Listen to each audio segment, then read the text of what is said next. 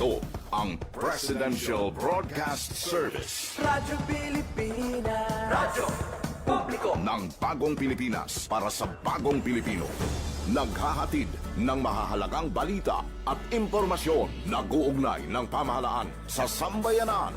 Tulay sa himpapawid ng serbisyo publiko. Radyo Pilipinas. Radyo Publiko. Ang boses ng Pangulo.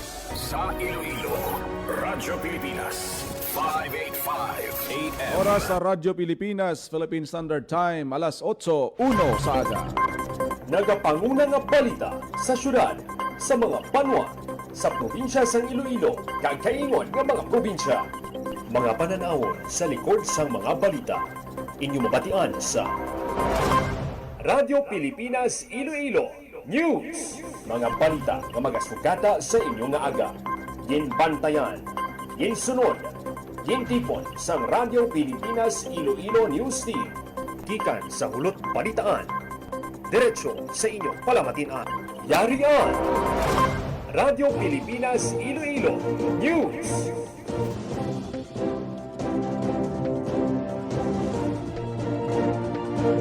Mayong aga Pilipinas, good morning Western Visayas. Welcome sa Radyo Pilipinas News. Subong adlaw sang Biyernes, Marso 27 na kita tuig 2026. Ako ang inyo tagbalita kada aga, Jinel Baklay. Kagkaron sa mga headline.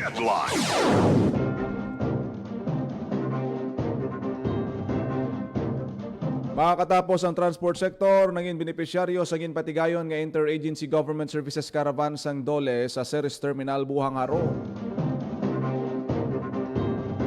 Tagtagana isang fuel subsidy sa tricycle drivers kag operators ginhiwat sa distrito sang La Paz City proper kag Mandurriao. 1,698 kadugang ang mga isda sa riyon ginalauman nga makabenepisyo sa fuel subsidy sang administrasyon. Mga panimalay, negosyo kag transport sector sa probinsya sang Iloilo ginapangabay nga magkinot sa enerhiya. Pagbawi isang suspensyon sang fare increase kapag patuman sang tiered fare matrix. Agod mangin automatic ang pag-adjust ang pamasahe ginhinyo ni City Councilor Romel Doron. LTO Region 6 ginpangunahan ang pagpanagtag sang food pack sa mga drivers kag mga empleyado sang transport sector. Kag banwa sang Hordan Guimaras handa na sa ika-48 nga edisyon sang pagtaltal sa Balaan Bukid.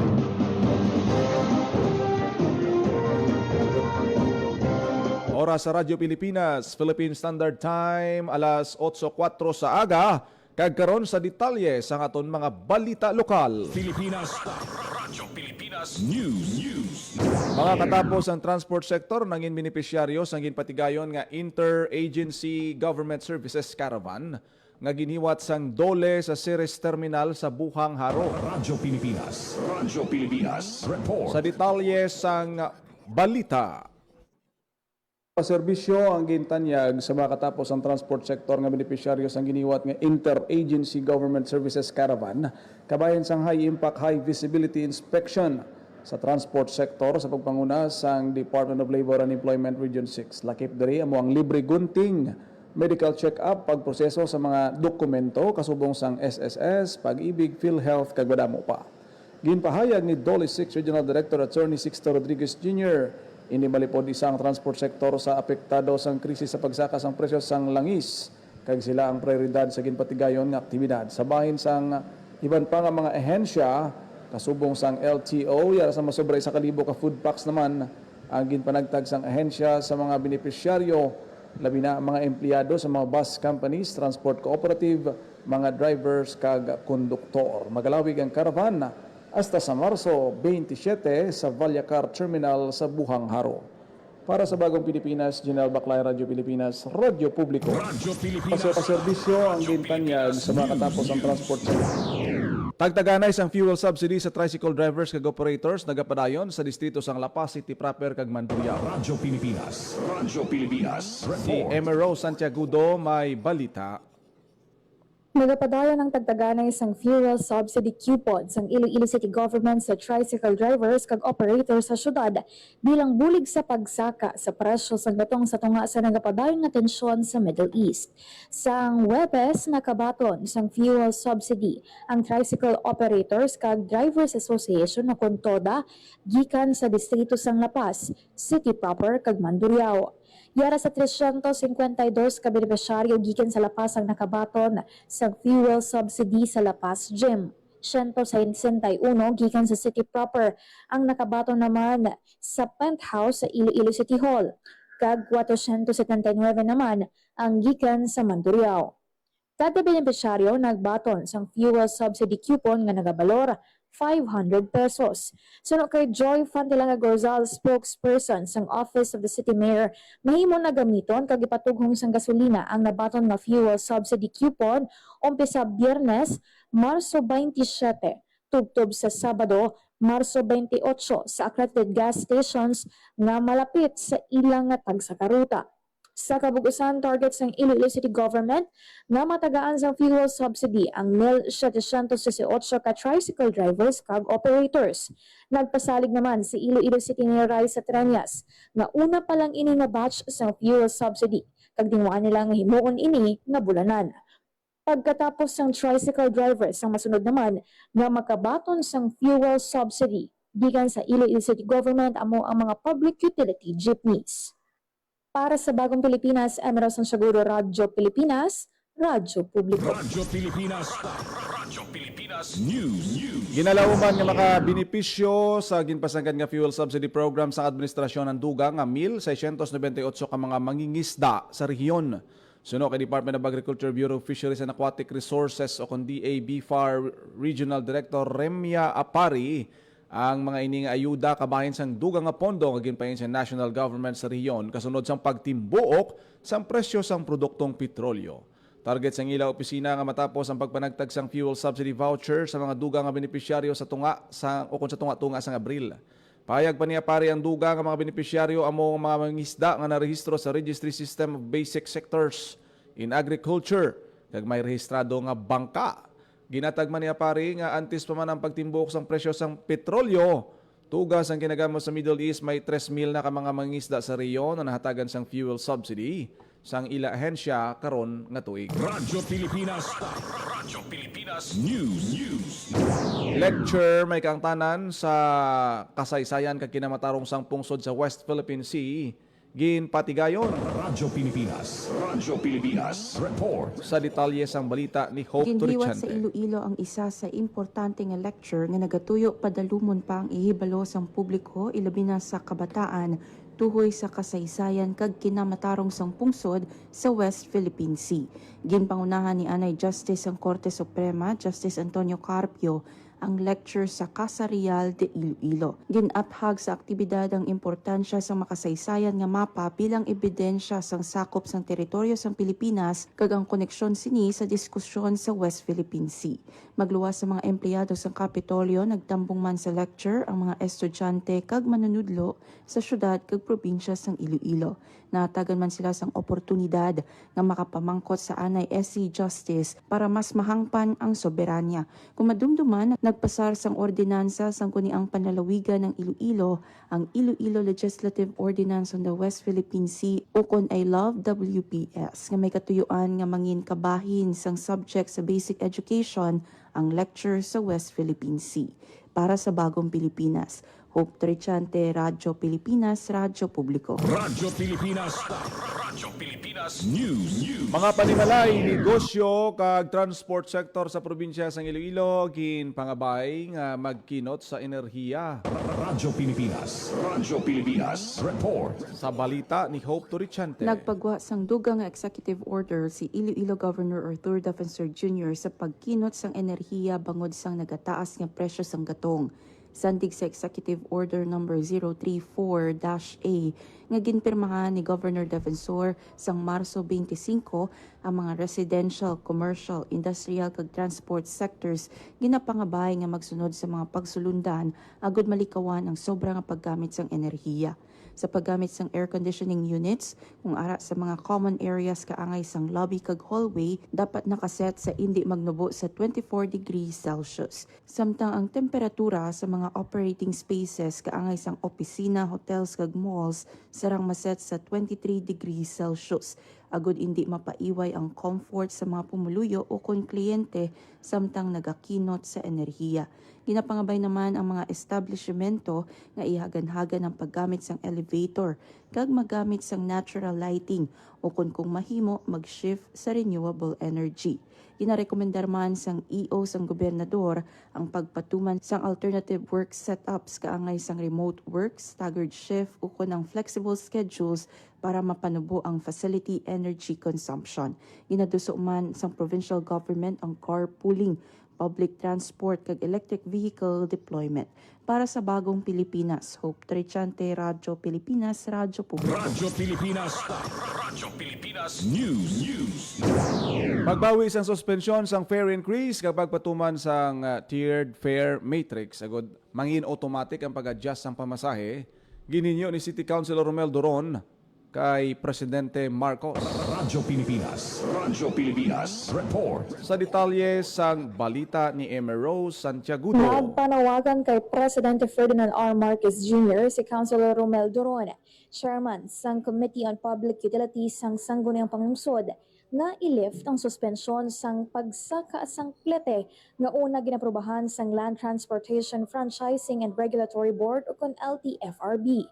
Sa iya nga privilege speech sa session sang City Council sang Miyerkules, ginpayag sang konsehal nga kinahanglan nga ipatuman ang fare increase agod makabawi ang transport sector sa ilang nga nangin kaperdihan sa tunga sang nagasaka nga presyo sang katong. Suno sa konsehal, lubos nga naapektuhan ang transport sector. Ilabi pa ang modernized jeepneys kung sa diin naglabot sa 2,200 pesos ang ilang kaperdihan kada adlaw bangod sa pagsaka sang presyo sang petrolyo. Bangod sa ni nagapati si Doron nga ang pagsaka sang petihay sa public utility jeepneys, taxi, kag modernized PUVs, hindi lang kinahanglanan kundi para man sa kinamatarong sang transport sector. Kung madumduman, una nga ginaprubahan sang LTFRB ang fare increase nga 1 peso sa traditional jeep kag 2 peso sa modernized jeep apang ginsuspend ini ni Presidente Ferdinand R. Marcos Jr. Matapos ang iya nga privilege speech, ginduso ni Councilor Doron ang duha ka resolusyon nga gilayon man nga ginaprubahan sang konseho. Amo ini ang resolution requesting the President to lift the suspension of fare increase approved by the LTFRB, kag ang a resolution requesting the LTFRB to adopt a tiered fare matrix for automatic fare adjustments linked to international oil price changes. Yes. Kaya iti ang tradisyonal siguro makabawi-bawi pa ya. Kaya iti way man na sila isang monthly nga balayran sa bangkom. Ang balayran sa isang modernized siguro I think 28 to 30,000 naman. Kaya kasi mga 130, mga 140, 150.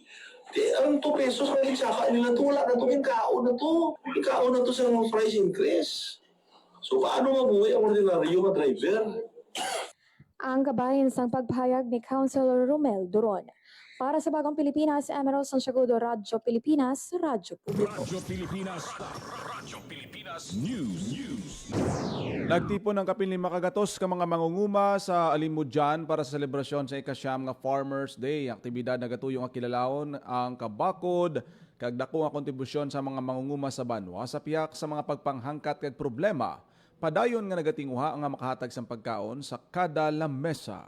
Suno kay Chita Kalibayan, Municipal Agriculturist ng Alimudjan, gusto nila nga pasidunggan ang mga mangunguma kag mapahibalo ang ila o kung sa ilang importante nga mga bagay sa ila banwa.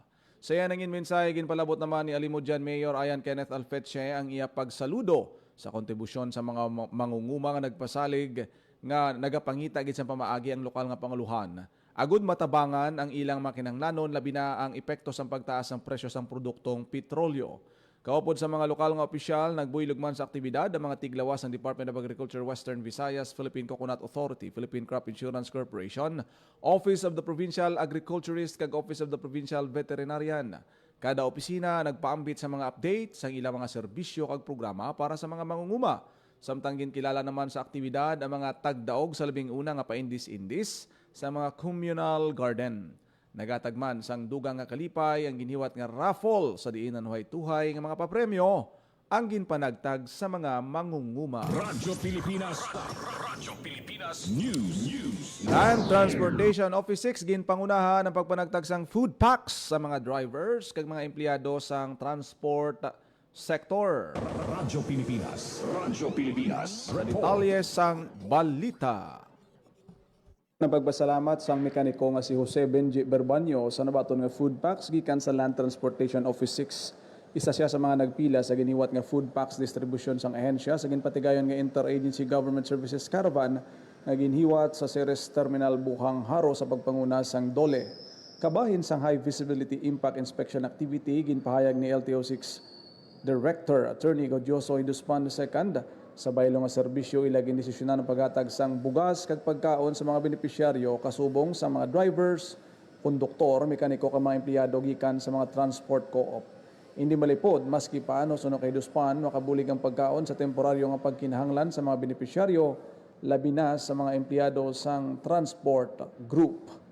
Para sa Bagong Pilipinas, Janelle Baclay, Radyo Pilipinas, Radyo Publiko. Nagpagpasalamat sa mekaniko nga si Jose Benji Berbanyo sa nabaton nga food packs gikan sa Land Transportation Office 6. Sa iban pa nga balita, nakahanda na ang banwa sang Jordan Guimaras sa ika-48 nga edisyon sang pagtaltal sa Balaan Bukid nga hiwaton sa Biyernes Santo, Abril 3. Sa ika-48 nga edisyon, mag-aumpisa ang reenactment kag kasakit ni Jesucristo sa Municipal Grounds sang Jordan, magalabay sa entrance sang Jordan Roro Wharf.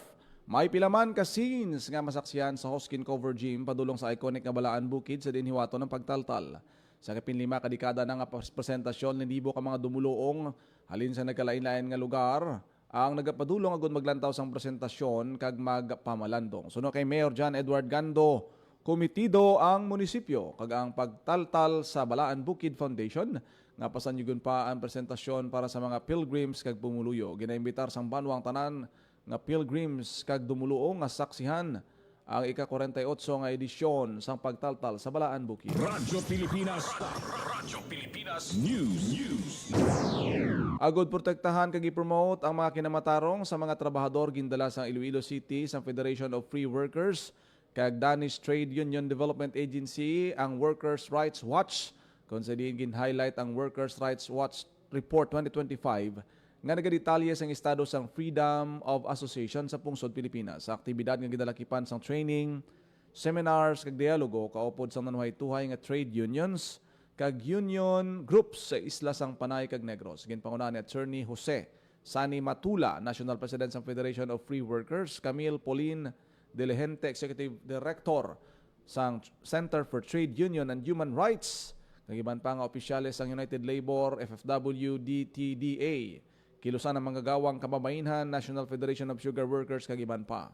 Ang report nga 2025 State of Freedom of Association, naginpunduan sang European Union kag DTDA, nagapakita sa mga ginapangatubang nga trade union sa pungsod, kaya isang red tagging, extrajudicial killings, illegal arrest, intimidation kag pila ka mga violasyon sa kinamatarong sa mga trabahador. Suno kay Matula, lakip sa mga rason sa manubong ang numero sang trade union sa mabusisi sini nga proseso kag ang legality kag technicality man sang proseso. Bangod sini importante ang pagpadala sang Workers' Rights Watch sa mga rehiyon.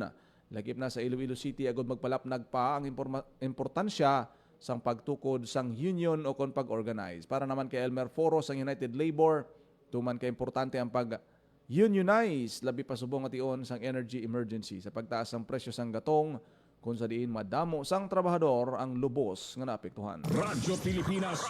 Radyo Pilipinas News. Sa iban pa nga balita, naghiwat sang site visit sa Zaraga Primary Care Facility mga tiglawas sang World Organization of Family Doctors kaupod ang Hong Kong Jockey Club. Agon masaksihan mismo ang paghatag sa serbisyo medikal sa mga pumuluyo. Ginpahibaluman sang mga bisita ang Zaraga Local Health System and Services sa pagpanguna ni Dr. Clemencia Bundok samtang gindiyo ni Dr. Rodney Labis ang Healthy Hearts Program sang probinsya agud mapasangkad ang cardiovascular health sa Iloilo. Ginakabig naman sa PHO ang lihok nga padayon nga commitment agud mapapag-on ang primary care kag human sang komunidad nga hilway sa masakit pinagi sa kolaborasyon kag inobasyon. Radyo Pilipinas News. Nagmando sang administrative action batok sa 12 ka regular city employees si Bacolod City Mayor Greg Gasataya ini ginalagipan sang duwa ka medical officer gikan sa Bacolod City Health Office sa gin-isyuhan sang separado nga show cause orders matapos ang ginaligar hindi manami nga pamatasan sa mga katrabaho kag pasyente. Tatlo naman ka utility workers gikan sa General Services Office ang ginpahalin bangod sa madugay na nila nga wala pagsulod sa trabaho. Ini man ang posible ato bangon sang nursing assistant halin sa City Health Office bangod sa habitual tardiness kag pag-absent nga wala sang official leave sang kapin 75 kadlaw. Apat ka mga personal sang City Engineers Office ang napakatubang naman sang panumbungon matapos madiskubrihan nga masobra 4,600 ka sako sang nagtilig-ana nga simento sa sulod sang warehouse sa Bacolod City College compound sa nagdigan nga tuig. Nagatubang man sang panumbungon ng isa ka tourism operations officer bangod sa wala na liquidate nga cash advance nga balor 2.5 million pesos. Samtang ginpapanugan naman sang 6 ka bulan nga suspensyon ng isa ka empleyado sa Bacolod Environment and Natural Resources Office bangod sa ginapahayag fixing sang transaksyon sa mga departamento. Ang mga tikang kabahin sa mga pagtinguha sa Bacolod City Government nga mapanami ang paghimanwa kag pagdulong sang serbisyo sa publiko. Radyo Pilipinas News. Nangin panahad na para kay Mayor John Edward Gando sang Jordan Guimaras ang pagpartisipar sa pagtaltal sa Balaan Bukid. Halin sang grade 4 pa lang ini, nagkalailain ang role ang iyagin portray sa diin nangin fund bearer, water carrier, kag crowd leader. Subong nga tuig iga-portray sang alkalde ang role ni Nicodemos sa reenactment nga iya man sadto na portray sa masobra isa man ka dekada. Suno kay Gando katuyuan sang iya panaad nga magupod sa kasakit kag kamatayon ni Hesukristo sa ginlansang siya sa krus ang pagtaltal sa Balaan Bukid sa Jordan Guimaras. Ang hiwaton sa maabot nga Biyernes Santo, Abril 3. Radyo Pilipinas News. Oras sa Radyo Pilipinas, Philippine Standard Time, alas 8:24 sa Radyo aga. Pilipinas. Kag inyo nabatian ang detalye sa mga nagapangunang balita sa pagpangalagad sang Radyo Pilipinas News. Subong adlaw sang Biyernes, March 27, 2026. Sa dugang pangabalita kag impormasyon, please share, follow kag like lang sa aton Facebook page Radyo Pilipinas Iloilo kag Radyo Pilipinas Community Group. Thank you gid sa mga nag-upload sa aton sining FB Live kada aga. Ako na gid lamang inyo alagad ang inyo tagbalita Janelle Baclay. Mayong aga Pilipinas. God bless Iloilo. Radyo Pilipinas. Radyo Publiko. Radyo Pilipinas. Itinuloy na po natin ang zero balance billing. Libre po. Ibig sabihin, ang serbisyo sa basic accommodation sa ating mga DOH na ospital, wala nang babayaran ang pasyente. Po, ang dami pong challenge, hindi po namin alam kung saan namin kukunin, ganon, nag-iisip kung paano namin mababayaran. Siyempre po, masayang-masaya, super saya po dahil na zero billing po kami. Opo, malaking ano po talaga, malaking tulong po. Mabilis lang din po. Bayad na ang bill ninyo. Uulitin ko, wala nang kailangan bayaran ng pasyente basta sa DOH Hospital dahil bayad na po ang bill ninyo. Naiyak ako kasi sobrang saya. Maraming salamat po, Mr. President Bongbong Marcos Jr. Hindi kami nagkamali ng taong ihinalal. Hi, si Ding Dong Dantes po ito. Pahiram lang ako ng 1 minuto mo. I know aware kang kailangan mong takpan ng ilong at bibig mo gamit ang dust mask kapag may pumutok na bulkan. Pero, paano kung wala kang mask? Ganito, kumuha ka ng basang panyo o bimpo para ma-filter ang nilalanghap mong hangin. Tapos, i-check mo rin siyempre ang mga kasama mong bata at matanda kung may suot silang mask para safe rin sila sa asphalt. O tandaan mo lagi yan ha, kasi #panatag ang may alam. Maging panatag Pilipinas. Radyo Pilipinas. Radyo Publiko. Radyo Pilipinas.